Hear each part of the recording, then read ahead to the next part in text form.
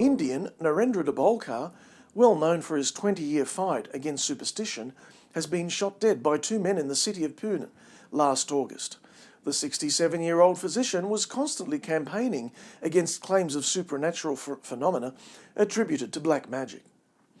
He's also partly responsible for a new law yet to be passed, targeting charlatans who take advantage of the gullibility of the illiterate peasants. It must be noted that Dr. Dabolkar always made sure to clarify that he was not fighting religions, but exploitative practices. In Indian villages, superstitious people go to enormous extents to obtain cures for various maladies. According to journalist Kaustubh Kulkarni, their acts range from animal sacrifices and dropping babies to killing or raping children as a cure for infertility.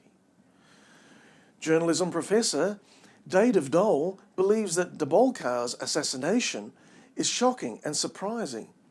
It's clear that some extremist organisation is behind the killing, as the proposed new law against superstitions is about to be approved. Meanwhile, the police are reopening old cases involving black magic sorcerers in their attempts to find the perpetrators. Commissioner Sahaj Salunki says that we have got information from 6 districts and will receive reports from the remaining ones. Nowadays, Egypt's Muslim Brotherhood is not the only Islamist group facing harsh times in the Middle East. Although there is no revolution or coup taking place in Tunisia, it does not necessarily mean that the country is at rest. To the contrary, the ruling Ennahda party is all set to step down and was supposed to announce this decision on September the 19th. The real problems with the Tunisian Islamists started with the murder of 2 leftist leaders. And just like in Egypt, there has been a growing anger towards the government and its religious agenda. The situation is so close to the boiling point that the Assembly had to suspend its work. Furthermore, ex-officials from the previous government have formed new parties and are demanding new elections. Ennahda leaders have even tried to negotiate some form of appeasement, but failed miserably. Analysts believe the secularists would most likely win in any new ballot. Hama Hamami, one of the leaders of a coalition made up of a dozen secular opposition parties, told journalists that Ennahda is responsible for the failure of the negotiations because it has shown it does not want to leave power despite the crisis that has rocked the country.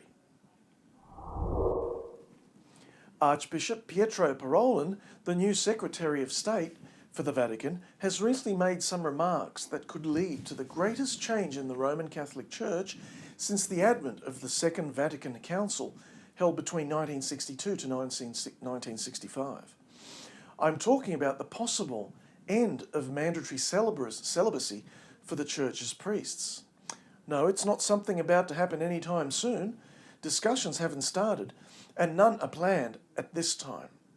But the simple fact that the Secretary of State for the Vatican has brought up the topic is indicative of an openness to the democratic spirit of the times. As he said in an interview, let us not forget either that Pope Francis has promised to shake up the Church. In an interview with the Venezuelan newspaper El Universal, Archbishop Parolin has admitted that a priest's celibacy is not a dogma nor a law of divine origin. He said it's possible to discuss and reflect on these topics that are not defined faith, and consider some modifications, but always in the service of unity and according to God's will.